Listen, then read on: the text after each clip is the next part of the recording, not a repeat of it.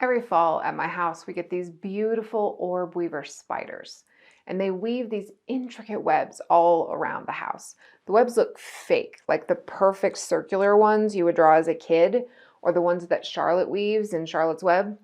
They're just gorgeous, and the orb weavers themselves eat mosquitoes. So even though they're bigger than I typically like my spiders, I still love it when they come around. But this year, one of them took the weaving too far. She set up home base right in the door that leads from my kitchen to my backyard, and it was right at face height. Happily, I noticed her before I walked face first into her web. Otherwise, my current fuzzy feelings about orb weavers might have changed.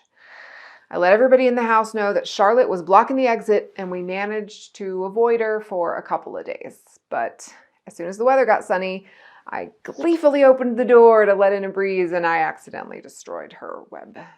Charlotte, however, was undeterred, and the next morning she had rebuilt.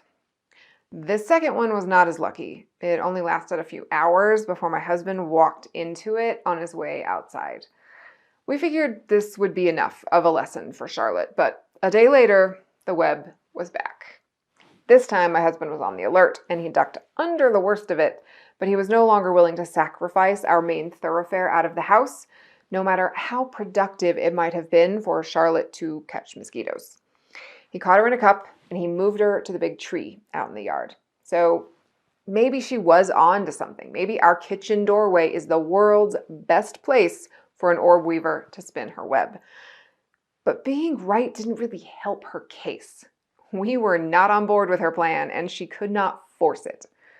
So maybe the next time you're not making any headway on a big change initiative, it's time to take a lesson from my Charlotte.